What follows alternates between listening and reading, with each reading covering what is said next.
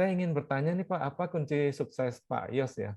Key success factor di dalam mengembangkan Shalendra Capital ini Pak sejak 2006 sampai menjadi salah satu manajer investasi terbesar di Indonesia. Dan mungkin kalau boleh tahu juga sekaligus yang pertanyaan B-nya Pak, kunci sukses Bapak ini sebagai seorang investor saham, dan yang C, filosofi investasi Pak Yos, dan kira-kira siapa role model Bapak? Terima kasih, dari saya itu saja. Ya, jadi kalau ngomong Shalendra, kita itu mulai berbisnis tepatnya Januari 2007. Waktu itu AUM kita 0, dan karena Shalendra ini perusahaan lokal dan independen dalam arti kata kita tidak terafiliasi dengan grup bisnis yang besar di sini, nggak ada bank di belakang kita, nggak ada asuransi, jadi memang di tahun pertama itu kita struggling sih Pak. Literally kita benar-benar ya ketok pintu lah, satu persatu diketokin ya kan, mulainya minta support dari teman-teman dekat, dari family segala macam. Tapi memang dalam perkembangannya kita cukup cepat waktu itu. Yeah. Sebenarnya kalau ditanya key success factor-nya apa, menurut saya adalah masalah integrity. Karena menurut saya masalah integritas ini yang paling penting di dalam bisnis fund management. Jadi kenapa kita bisa bertumbuh segitu cepat? Karena setelah kita beberapa tahun di market, akhirnya klien-klien itu mulai bisa melihat bahwa kita itu punya niat yang baik. Kita selalu mencoba mengedukasi investornya. In the long run, makanya kenapa klien kita itu tingkat loyalitasnya cukup tinggi gitu ya. Ini salah satu key success factor-nya. Karena mereka berasa bahwa kita tuh genuine gitu loh ke mereka. Dan kita mengutamakan kepentingan mereka di atas kepentingan kita gitu. Dan kita selalu educate mereka.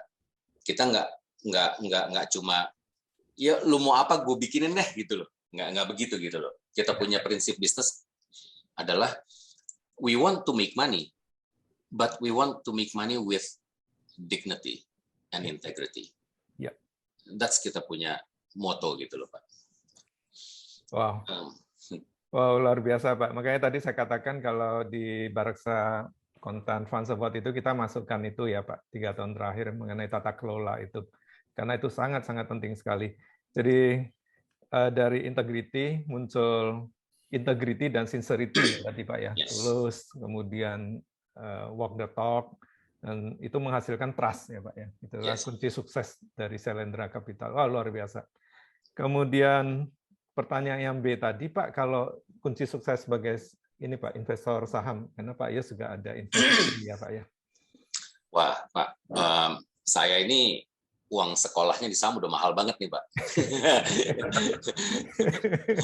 Udah jatuh bangun berkali-kali saya Pak. Jadi saya bisa cerita panjang lebar sampai tengah malam juga nggak selesai. Gitu ya. Tapi yang saya mau bilang adalah begini kira-kira. Kunci sukses saya sebagai seorang investor adalah menurut saya number 1, saya orang yang tahu diri. Saya tahu karakter saya seperti apa, dan saya susun portfolio saya sesuai dengan karakter saya. Number 2, jangan punya target return yang terlalu muluk-muluk. Karena kalau kita punya target return yang kagak-kagak, we will always end up buying speculative stocks. Yang ketiga adalah ya portfolio concentration. Karena saya selalu punya prinsip, kalau saya mau punya 30 saham ya udahlah saya beli reksadana aja lah. Ngapain saya punya 30 saham? Gitu kira-kira. Wow, luar biasa nih. Luar biasa. Terima kasih Pak Yos. Terakhir yang role model Bapak sebagai investor siapa nih Pak? Kepengennya bisa kayak si Jim Simon sih, ya, si Renaissance Capital. Cuma kayaknya dia punya cara very complicated. Jadi kalau ditanya role model saya siapa, sampai sekarang masih Warren Buffett. Warren Buffett. Karena cara dia berpikir itu menurut saya sangat common sense. Dia punya wisdom itu sampai sekarang masih valid semuanya. Iya.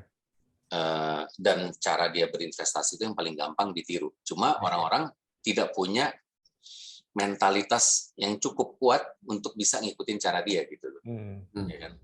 Only very few people yang bisa ngikutin cara dia. Ya, ini pertanyaannya banyak sekali. Sangat antusias Pak Yos.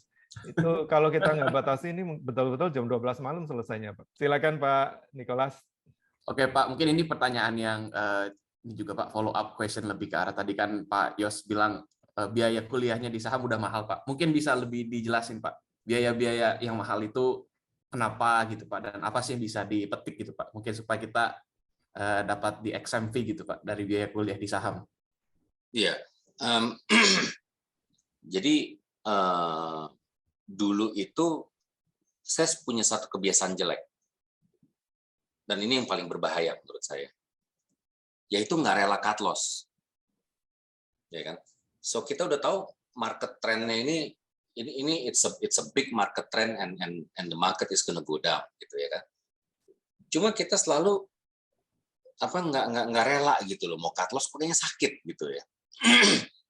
Dan menurut saya, kalau kata again saya mau quote si George Soros karena ini saya sangat setuju dengan dia. Dia bilang dia bilang your success, dia bilang does not really depend on how good you are at stock picking. Dia bilang it's all about how much money you make when you are right and how much money you lose when you are wrong. Ya, and that's very true menurut saya.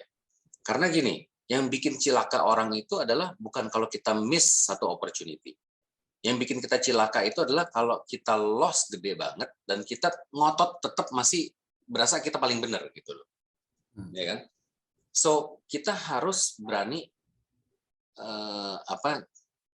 kita harus berani mengatakan ke diri kita sendiri bahwa udahlah, lu salah memang waktu itu. Ternyata tidak seperti yang lu harapkan gitu loh. And then realistis and then cut the loss. Karena gini loh, kita mesti ngerti nih, bedanya main saham sama main obligasi. Obligasi itu, let's say maturity 5 tahun. Selama company-nya punya cash flow yang cukup, itu mau kena berita apa, harga obligasi boleh naik turun, ujung-ujungnya balik ke 100. Saham has no maturity. So, there is a possibility, kalau kamu beli 8.000, dia bisa turun sampai 50 perak and stay there for the next 20-50 years. That's the difference main saham sama main obligasi. Ya kan? Jadi kalau kita main saham, kalau memang fundamentalnya udah berubah, ceritanya udah tidak seperti yang kita harapkan, kita harus berani cut loss. Kalau obligasi nggak perlu cut loss loh. Nungguin aja dulu, ya kan? Akhirnya balik ke par kok.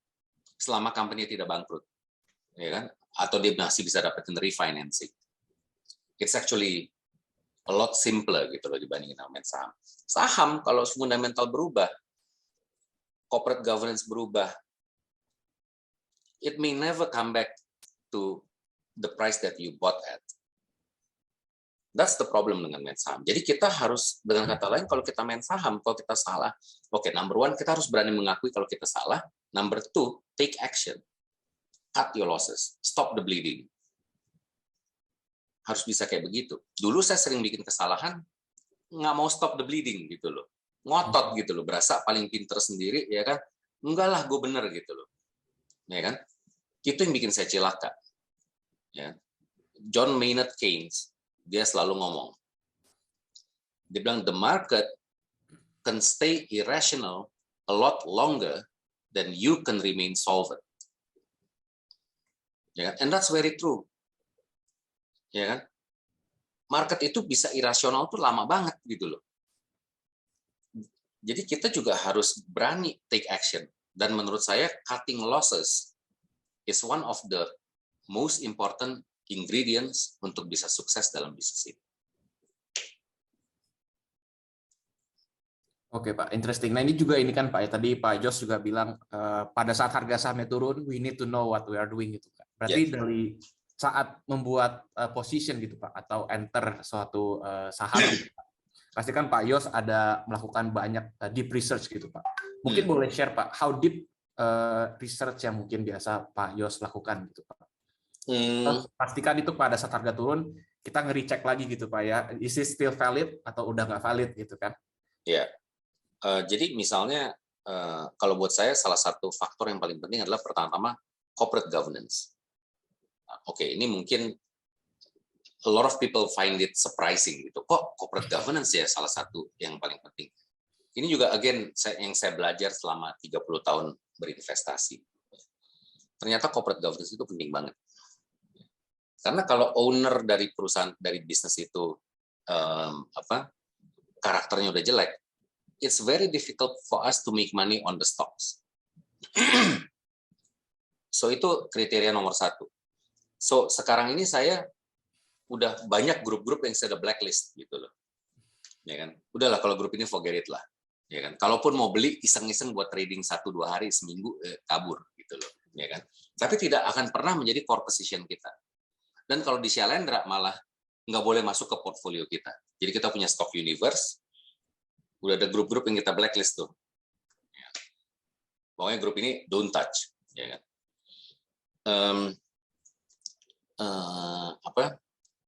Jadi kayak saya bilang tadi, kalau saya itu waktu masuk ke satu saham, saya udah tentuin saya punya target price, ya kan? Dan saya udah pelajarin kenapa target price-nya harus sekian, ya kan? Jadi kalau ditanya seberapa deep research saya adalah cukup deep gitu loh, ya. Saya baca report dari broker-broker seperti apa. Biasanya saya kepengen ketemu langsung dengan either manajemennya atau ownernya, supaya saya lebih mengerti filosofi mereka dalam menjalankan bisnis seperti apa. And then once I feel comfortable, ya kan, saya mulai hitung nih, what is a reasonable price for a stock? What should be my entry level? Ya kan? And then what should be my exit level? Ya kan? Jadi saya akan list down tuh kira-kira mungkin ada 5-10 faktor yang inti ceritanya saham ini adalah seperti ini gitu loh. Dan itu menjadi checklist saya. Ada yang berubah nggak nih along the way sampai dia mencapai target price saya? Ya. Kalau tidak ada yang berubah, dan saya akan pegangin terus sampai dia nyampe ke target price saya. Tapi kalau ternyata ada perubahan yang tidak bagus, ya kan?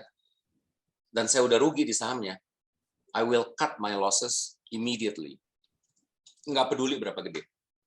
Kalau story-nya berubah, fundamental story-nya berubah, itu adalah trigger point saya untuk cut loss.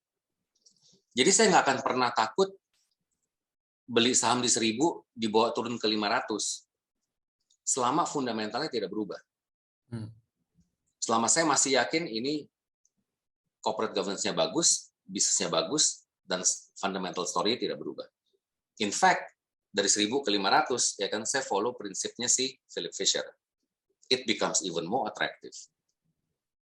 Ya kan? Tapi kita cuma bisa punya mentalitas seperti itu if we know what we are doing, right? Ya kan? Kalau enggak, kita dari 1.000 turun ke 800 udah kebirit-birit kabur pasti. Pasti udah kabur, ya kan? Nah, makanya saya lebih senang kalau style saya nih, saya lebih senang beli saham itu on the way down. Kebanyakan teman saya nggak begitu loh. Kebanyakan teman-teman saya lebih suka, dia bilang nggak apa-apa, dia bilang gue tunggu sampai bottom, pasti udah rebound, gue miss the first 5-10%, it's okay, dia bilang. Tapi paling nggak dia mau lihat trennya udah berbalik dulu, gitu loh. Ya kan? Oke, again, ini masalah karakter. Kenapa saya tidak menerapkan teknik seperti itu? Karena saya tahu diri saya, ya kan? Saya orangnya nggak demen ngejar ke atas. Karena buat saya lebih suka gini. Saya punya target entry level 1.000, ya kan? Kalau dia turun ke 800, dan saya berasa it's even more attractive di 800. Mending saya beli on the way down, gitu loh. Semakin bawah saya semakin semangat belinya, ya kan? Jadi ini adalah beberapa hal yang harus yang saya kepengen share juga gitu loh sama orang-orang, ya, mengenai trading teknik seperti apa. Mudah-mudahan bisa. Tapi saya setuju Pak, itu meskipun simple, enak dan rasional gitu Pak ya didengar, tapi kelihatannya secara psikologis orang, bagi banyak orang itu kelihatannya counterintuitif Pak. Kalau ngelihat harga sahamnya turun malah nggak berani beli gitu kan. Iya. Nah ini juga interesting Pak terkait dengan trading teknik Pak ya. Pada saat Pak Yos melakukan trading kan ini basically ada unsur asset allocation juga Pak. Nah itu biasanya pada saat entry apakah di perlahan-lahan masuknya atau ada yang suka kan langsung big bang gitu Pak di awal gitu Pak. And how's the exit gitu Pak untuk Pak Yos sendiri?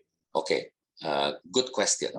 Saya selalu bertahap belinya, ya kan? Karena saya demennya kan beli on the way down.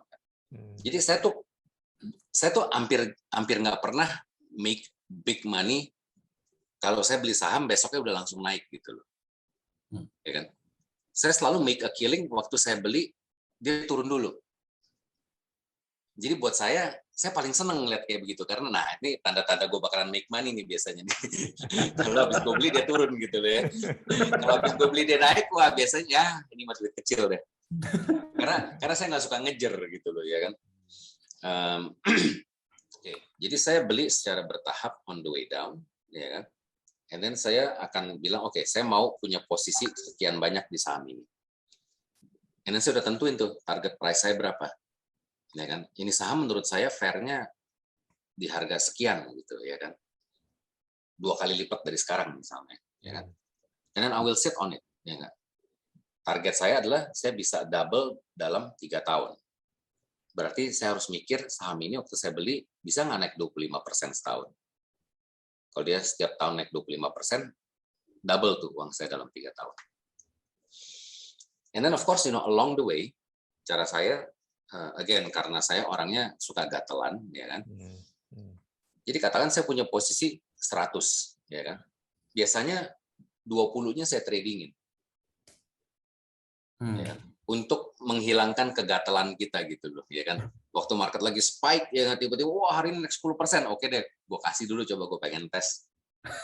Ya kan. Saya tradingin tuh 20% dari core position saya. Ntar dia turun, saya buyback lagi gitu loh. Tapi yang 80% nggak diapa-apain, diam ya sampai saya mencapai target price saya. Kalau saya udah mencapai target price saya, what do I do? For sure I get out. Nah ini satu lagi pelajaran yang saya bisa share, ya kan. Kebanyakan orang itu tidak konsisten dengan dia punya target price, ya kan. Dia bilang oke, gue beli di 5.000 nih, kalau dia ke 10.000 gue mau kabur nih. Yang sering kejadian pas 10.000 dia nambah. Karena dia udah denger cerita dari 100 temennya yang lain bahwa ini bisa ke 20.000 gitu loh. Ya kan? Dia lupa sama teori dia sendiri. Kenapa angkanya yang harusnya 10.000? Ya kan? And honestly, waktu saya set target price saya, habis saya jual, kebanyakan masih naik lagi.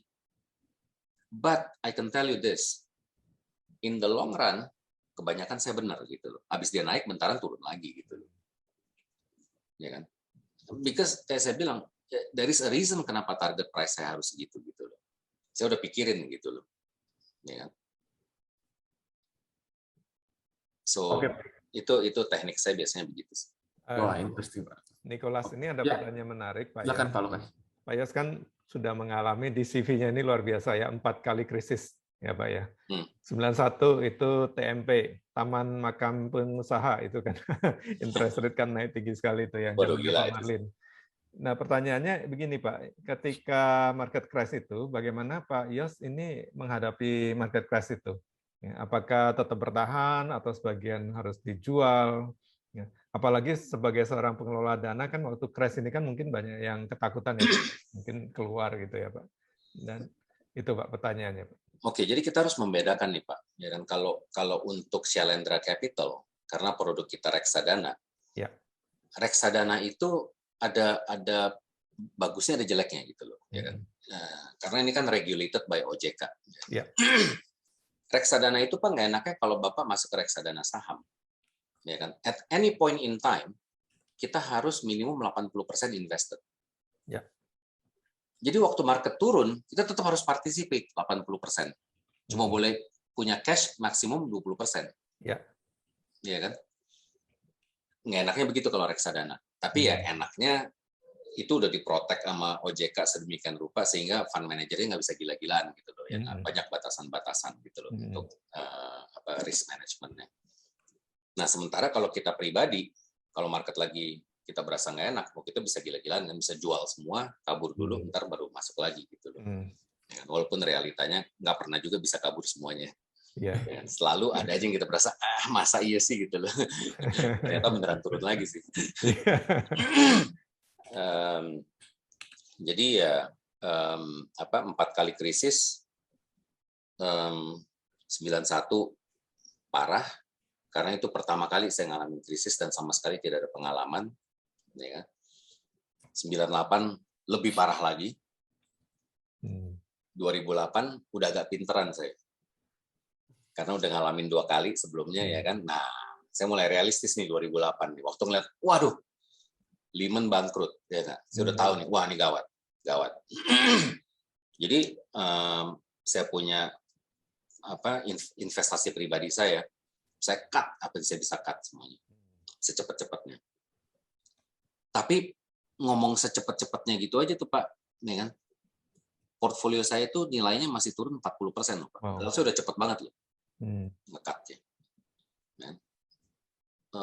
Masih turun 40%. Tapi paling enggak waktu di bawah saya punya amunisi cukup gede gitu loh untuk buyback. Karena marketnya pasti akan irasional apalagi kayak begitu. Nah itulah the best opportunity untuk kita make money. Cuma yang saya mau bilang di sini adalah gini. Kalau Bapak tanya saya terus terang I love crisis. Karena setiap kali habis krisis saya selalu jadi lebih kaya Pak. Ya kan, menderita sebentar tapi habis itu pasti lebih kaya. Oke. Ya kan? Jadi kadang-kadang saya mengharapkan kapan nih krisis lagi gitu. Karena itulah the biggest opportunity. The market will be so irrational. Ya kan? Yang kita nggak pikir orang kok bisa jual di harga segini ya. Ada aja yang jualan, Pak. Ya, saya sekarang tahu rahasianya kenapa Pak Yos tambah muda ya, Pak ya. Karena habis krisis nih kemarin terakhir. Wealthier dan healthier. Oke, Pak. Kalau untuk investasi pribadi ini Pak Yos ini filosofi investasinya seperti apa, Pak? Atau mungkin strategi investasinya lebih ke value investing, growth investing, value growth? Saya itu sangat bottom up. Ya kan, jadi saya nggak terlalu ngeliatin top down. Saya ngeliatin top down itu lebih untuk ngeliat market trend kira-kira seperti apa, ya kan. Tapi if I like a stock, kalau saya udah suka dan menurut saya ini udah murah gitu ya kan, saya nggak terlalu mikirin makronya lagi gitu, Pak. So number one, I'm very much bottom up oriented. Number two,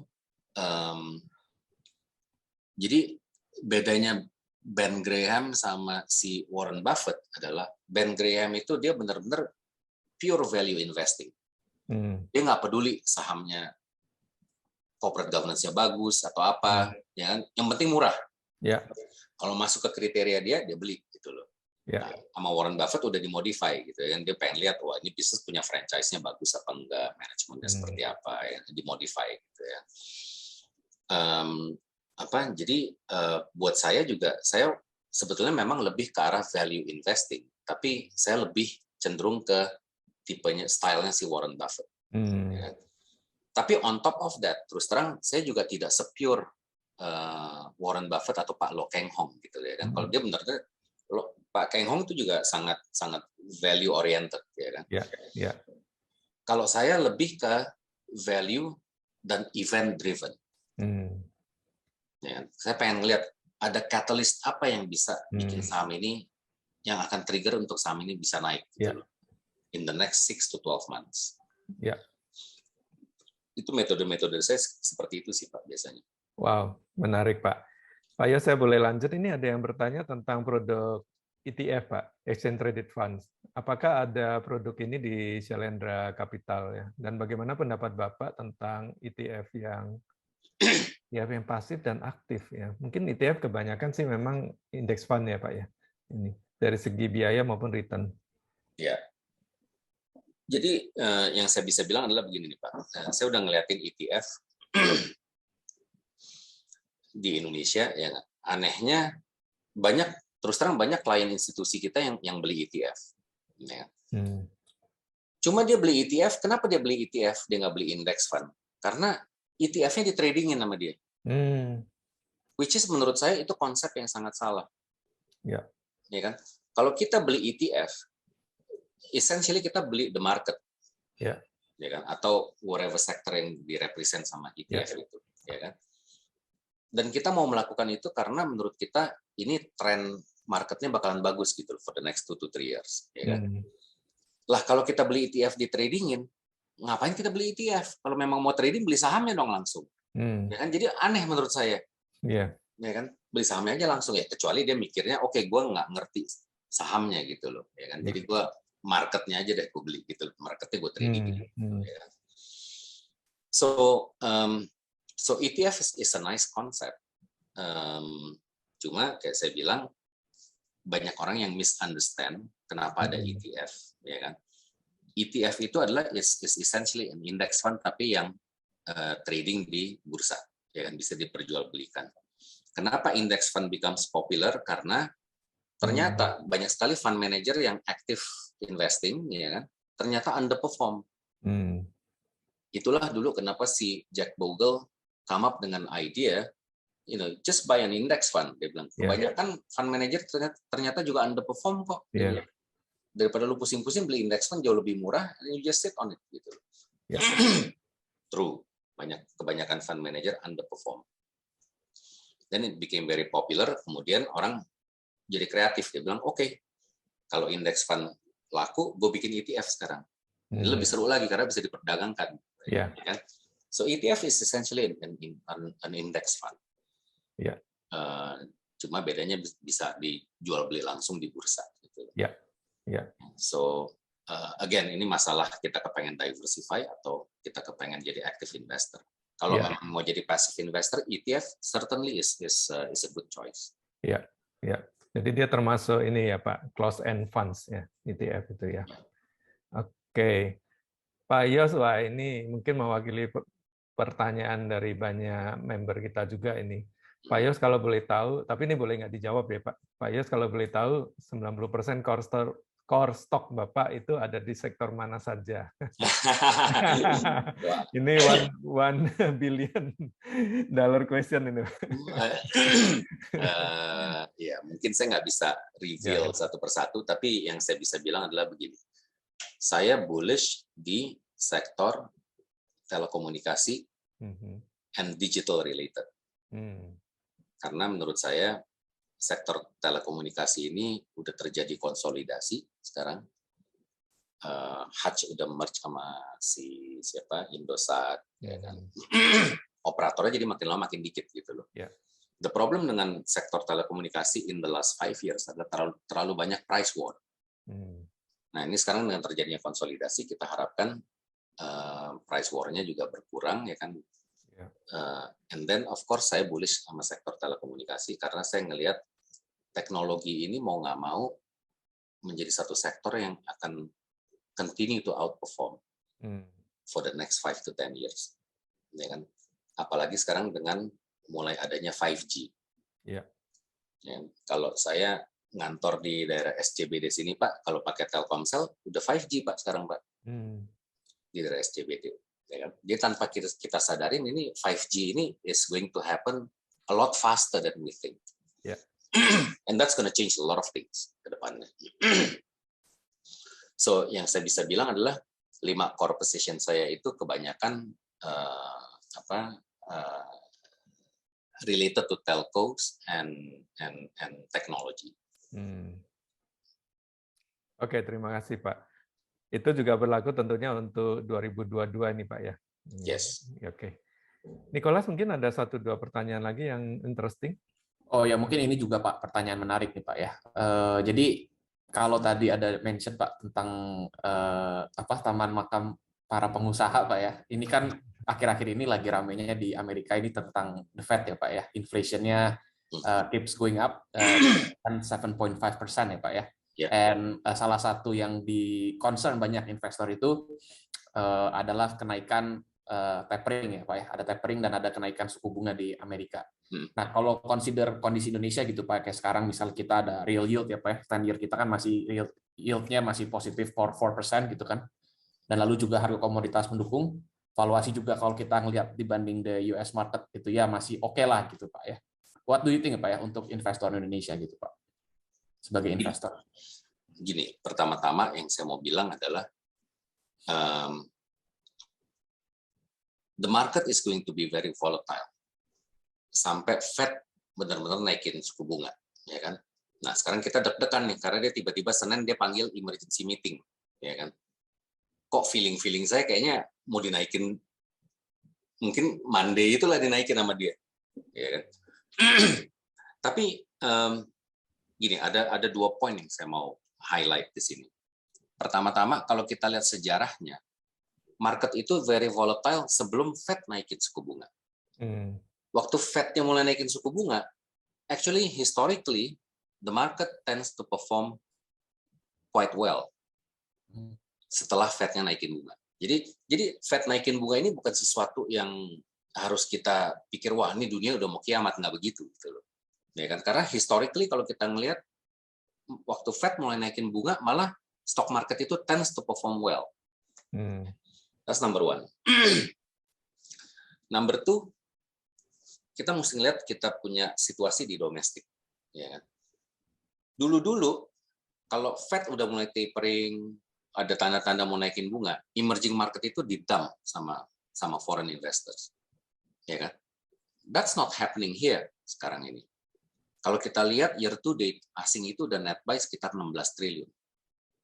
Ini ngomong 1 Januari sampai tanggal 12 Februari ini, sampai 11 Februari. Ya. Net buy udah 16 triliun. Ya kan? Padahal mereka dari 1 Januari udah tahu bahwa Fed ini bakalan naikin bunga. Ya. Kenapa begitu? Karena Indonesia is a different animal sekarang ini. Indonesia ini udah jauh beda sama 5 tahun yang lalu. 10 tahun yang lalu. Ya kan? Jadi walaupun Indonesia masih dikategorikan sebagai emerging market, but Indonesia is probably one of the sexiest emerging markets. Ya. Dan terbukti kita bisa lihat bahwa rupiahnya stable. Ya. Yang paling bahaya itu selalu kalau rupiahnya melemah. Kalau rupiahnya melemah significantly, dan kita akan melihat Bank Indonesia akan react. Pasti. Ya kan? So selama rupiahnya tenang-tenang aja, kalau Fed cuma naikin 50 bips 1%, I don't think kita akan ngelihat kenaikan interest rate domestically yang signifikan ya. Karena yield gap kita dengan US dollar itu masih cukup bagus gitu loh, masih atraktif Indonesia. So saya tuh punya keyakinan bahwa Indonesia sekarang udah beda ya kan, dan terbukti asing juga year to date net buy 16 triliun. I don't think this is something yang harus kita bikin kita jadi panik gitu loh. But market in the short term bakalan volatile, absolutely. Oke Pak, interesting Pak. Kalau Kas mungkin Pak ada lagi Pak? Yes, ini ada satu pertanyaan yang mungkin terkait juga dengan penjelasan Bapak tadi. Bagaimana cara Pak Yos menentukan target price? Dan tentunya ini terkait dengan valuation ya Pak. Dan biasanya metode yang Bapak gunakan apa? Apakah DCF, relative valuation, atau yang lainnya? Oke. Saya nggak percaya DCF Pak. Karena saya dulu analis. Saya 10 tahun jadi analis. Ya kan? DCF is a nice concept. Dan DCF itu melatih kita untuk memiliki thought process yang benar untuk memvaluasi satu saham. Ya. Cuma saya nggak suka dengan metode itu sendiri karena banyak sekali angka yang kita robah sedikit, hasilnya tuh bedanya jauh banget gitu loh swingnya, ya kan. Dan dulu saya ingat waktu jadi analis ya kan, saya bikin pakai DCF nih, wah analisa pakai DCF masukin asumsi keluar angkanya 9.000, saya lihat wah kok tetangga-tetangga yang lain cuma 3.000 ya? Kenapa saya 9.000 ya? Jauh amat ya. Wah, ini pasti gue punya discount rate kerendahan nih ya. Nah, mulai kita adjust. Jadi ujung-ujungnya kita kepengen deket sama konsensus juga gitu loh Pak. Ya kan? Itulah makanya saya nggak terlalu suka sama DCF. But kalau ditanya bagaimana cara menentukan target price, saya kasih contoh yang simple deh. Misalnya nih ya, salah satu saham yang saya suka, Era Jaya.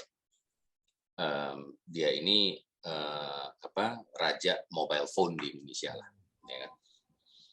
So tahun 2021 net profitnya pasti akan mencapai 1 triliun, ya kan. Market cap sekarang sekitar 8 berapa tuh ya? Coba saya lihat. Market cap nih, kita lihat yang real aja langsung. 8,7 T. Ya. 8,7 T berarti the stock is trading at about 8.7 times. Ya. Ya kan?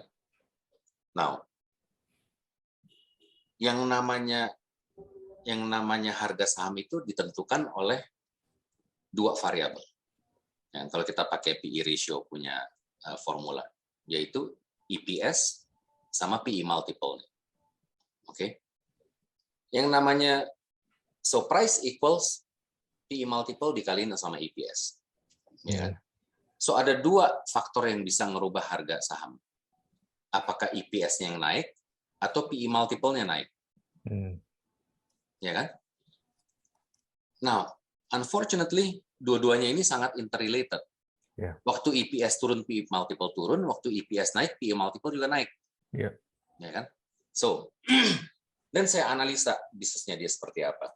Saya ngeliat dia punya market positioning seperti apa. Kompetitornya udah pada tewas semua. IMEI udah diberlakukan dari tahun 2019 kemarin. Ya kan? Jadi sekarang dulu problem mereka adalah mereka selalu harus compete dengan barang-barang yang di black market yang harganya 15-20% lebih murah dari barang mereka. Yeah. But that's pretty much gone sekarang, ya kan? So let's say saya bilang, oke, kalau dia tahun 2021 net profitnya 1 triliun, trading at 8.7 times PE multiple, saya bikin projection ke depan. Menurut saya 2 tahun lagi, 3 tahun lagi bisa berapa dia punya net profit. Dan hitungan saya, mungkin dalam 3 tahun akan nyampe 1,5 triliun. Net profitnya, conservatively. Oke. Kalau dia profitnya naik ke 1,5 triliun, sekarang PE multiple 8,7. Yeah. Menurut saya harusnya PE multiple-nya ini juga akan re-rate. Yeah. Market is trading at about 15-16 times, ya kan? And a company like this, dan dia ada di sektor yang boleh dibilang ada bau-bau teknologinya, kan? So let's say saya kasih simple example, harusnya stok ini trading at 12 times PE multiple. So then cara kita nentuin price targetnya adalah oke, kalau dia 3 tahun lagi akan menjadi 1,5 triliun profitnya, dan menurut saya by that time market udah recognize earnings potential dan udah percaya sama saham ini, it is very likely the stock will trade at about 12 times. 8,7 itu kemurahan gitu loh untuk growth seperti ini, sektor seperti ini, ya kan? So 12 kita kaliin 1,5 T itu menjadi 18 T. Benar? Iya benar. Market cap harusnya 18 T. Sementara market cap sekarang 8,7 T. Ya kan? So berarti harusnya 3 tahun dari sekarang saham ini double. Kalau saya punya target price 12 times PE multiple dan target profit saya 1,5 T. Ya. Now, am I happy with that? Kalau 3 tahun dari sekarang double, yes, I'm very happy with that. Ya. So ini cuma contoh yang simple aja gitu loh. Karena tadi kan pertanyaannya gimana cara nentuin target price gitu ya kan? Dan kita harus berpikir ya nggak, pantas nggak saham ini trade di 8,7 kali, balance sheet improving, earnings improving, growth-nya juga very bagus ke depannya, dan di sektor yang memang lagi disukain banyak orang, ya kan? Itu kira-kira cara nentuin price target simple-nya. Ya, untuk menentukan tadi referensi untuk PE-nya itu biasanya Pak Yos lihat dari mana, Pak? Kita lihat dari historical. Oke. Ya kan, historically saham ini trade di PE berapa sih? Gitu. Ya kan. And then kalau misalnya PE-nya rendah, kita harus bertanya, kenapa saham ini kok historically cuma trade di PE 6 kali ya atau 7 kali gitu ya kan? There is always an explanation. Ya kan? Maybe dia trade di low PE karena corporate governance-nya nggak bagus, atau atau apa. But yang saya mau bilang di sini adalah Pak, ini pelajaran penting. Yang pelajaran penting adalah kita jangan mikir bahwa market itu selalu benar. Ya. Nggak begitu. Ya. Market itu sering banget salah, Pak. Ya. Ya kan? Kalau market itu selalu benar, orang-orang kayak Pak Keng Hong kayak saya nggak bisa sukses, Pak. Ya. Berat kita. Ya. Untung marketnya sering salah, ya kan? Itulah kunci sukses kita, karena marketnya sering salah. Oke, Pak, tadi kan kita menggunakan referensi yang lebih ke time series ya, Pak, melihat rata-rata historical. Pak Yos pakai cross sectional juga nggak ya, membandingkan dengan mungkin saham-saham di industri yang matching dengan dia untuk menentukan PI-nya? Jadi pakai comparables juga sih. Comparable juga ya, jadi ada time series, ada cross sectional juga. Oke, menarik. Ya karena ini menjadi penting ya, karena valuasi salah satu yang terpenting di dalam investasi. Nah, ini ada yang bertanya tentang bagaimana view Bapak tentang energi sektor nih, Pak. Sektor energi di 2022 ini, apakah akan stay high? Kita tahu nih ada konflik geopolitik ya, Pak ya. Ukraine dengan Rusia itu yang pengaruh ke gas mungkin, harga gas. Dan bagaimana tentang ini, Pak, isu-isu ESG? Apakah 2022 ini akan semakin menekan mungkin harga saham-saham coal misalnya, Pak, dan CPO juga? Ya, jadi kalau menurut pendapat saya, I think commodity prices are more likely to stay high over the next 2 to 3 years. Kenapa begitu? Karena gini, saya kasih contoh. Harga coal waktu itu beberapa bulan yang lalu sempat naik ke $250 benchmarknya, dan tiba-tiba diintervensi sama Cina. Ya. Begitu diintervensi, turun dari 250, sempat balik ke 150. Ya kan? And then today balik lagi ke 230-an indeksnya. Oke, so itu udah pakai diintervensi sama Cina. Ya kan? Artinya apa? Artinya menurut saya memang the underlying demand is very strong. Dan kenapa begitu? Karena udah 2 tahun kita kena COVID, ya kan, dan banyak ekonomi yang baru mulai mau reopening sekarang. Ya kan? So menurut saya demand for energy will probably stay high for the next 2 to 3 years waktu ekonomi ini pada reopening semuanya, ya kan? So do I like that sector? Yes, I do. Menurut saya ini adalah salah satu sektor yang harus dilihat ke depannya. Cuma kalau kita ngomong spesifik batu bara, yes, there is a problem, ESG. Ya kan, ini satu isu yang dulu kita agak-agak underestimate, ternyata cukup serius gitu loh. Apalagi untuk fund manager asing seperti di Eropa sama Amerika, semakin lama konsep ESG ini semakin penting gitu loh, yang dijadiin benchmark sama mereka. So the problem adalah fund manager ini nggak boleh lagi invest di saham-saham yang tidak ESG compliant, seperti ya batu bara. Jadi saham batu bara itu selalu akan selalu ada selling pressure dari orang-orang yang tinggal masalah waktu, mereka harus pelan-pelan kurangin posisi mereka di situ gitu. Itu sih problemnya. Ini satu kolaborasi yang luar biasa, Pak, untuk kita mensosialisasikan cara berinvestasi yang baik dan benar. Bagi saya pikir saya mengundang orang yang sangat tepat. This easily to be one of the best wisdom top-up session kita, Pak. Luar Betul, biasa. Pak. Setuju. Oh, udah nggak sabar bilang setuju. Pak Yos, mungkin ini akhir dari ini, mungkin in short 1 minute ada pesan-pesan buat investor yang bergabung di komunitas ini, Pak. Ya, pertama-tama sekali lagi saya mau mengucapkan terima kasih ke Pak Lukas yang udah undang saya untuk berbagi di komunitas ini. Saya orangnya memang demen cerita gitu loh, Pak, ya kan? Dan demen sharing juga, ya kan, karena kadang-kadang saya ngeliat kasihan gitu orang-orang ini banyak yang nggak ngerti, ya kan. Saya kepengen bisa share pengalaman saya supaya mereka nggak harus ngalamin seperti saya gitu loh. Berat gitu loh, ya kan. Jatuh bangun 3 kali ada gitu loh jatuh bangun. Pesan saya kepada audience adalah number 1, kalau kita ngomong soal portfolio construction, again, ya kan? Coba deh dipikir matang-matang. Bener Anda mau jadi professional investor, nggak simple gitu loh, ya kan? There is a much easier way, dan returnnya nggak kalah bagus gitu loh, kadang-kadang, ya kan? Itu penting banget, Pak, karena banyak orang, terus terang gini, banyak teman saya yang mulanya kepengen jadi active investor, nanya sama saya, oke, saham ini bagus nggak? Saya bisa cerita sahamnya bagus apa kagak. Coba saya kan nggak bisa bilangin mereka persisnya masuknya kapan, keluarnya kapan. Saya juga sibuk, mana ada waktu gitu ngasih tahu semua orang. Keluar nih, gitu ya, mana sempat kita ngasih tahu mereka. Dan akhirnya ujung-ujungnya banyak dari mereka yang give up. Aduh capek deh. Udah gue lagi meeting lihat saham gue turun 10%, gue udah tekan nggak bisa konsen katanya, ya kan.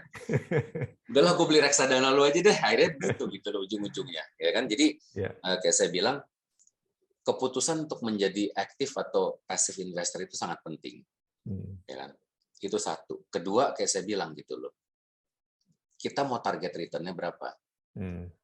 Kita harus set satu target return yang realistis, ya kan. Jangan ngeset angka yang kagak-kagak gitu loh. Akhirnya kita akan end up ngambil unnecessary risk untuk achieve kita punya target, ya kan. And that's the beginning of a disaster. Selalu begitu gitu loh, Pak, ya kan. Yang ketiga, pesan saya terakhir adalah yang saya selalu ulang-ulang, ya kan. Harus tahu diri, harus mengerti karakter kita seperti apa, baru kita konstruk portfolionya sesuai dengan karakter kita. Nggak usah ngimpi menjadi Lo Keng Hong, menjadi Warren Buffett, atau kalau kita tidak punya mentalitas seperti mereka, udahlah jangan ngimpi lah. Ya kan? Dan nggak harus seperti itu juga untuk bisa jadi sukses gitu loh, Pak. Ya kan? Cuma kayak saya bilang, banyak orang tuh nggak realistis. Gue mau jadi kayak Tiger Woods, ya tapi lu seminggu main cuma 2 kali, latihan kadang-kadang ya, kadang-kadang kagak. Udah nggak mungkin gitu bisa jadi kayak dia. Ya kan, forget it lah gitu lah, yang realistis aja gitu kalau saya bilang. Ya kan? Itu sih Pak pesan-pesan saya. Ya, baik, terima kasih sekali Pak Yos. Kita atas nama komunitas Ngeristok, Pak, kami sangat berterima kasih, terhormat ya mendapat sharing ini dari Pak Yos Paringkuan. Ini tidak hanya 1-2 jurus nih, ternyata jurusnya banyak nih, 100 jurus ini. Oke, baik. Sekarang kita akan, seperti biasa Pak, kita akan unmute, open cam, dan member yang audiens hari ini ingin berterima kasih langsung nih kepada Pak Yos. Silakan, Enike. Terima kasih. Thank you. Pak Yos. Terima kasih.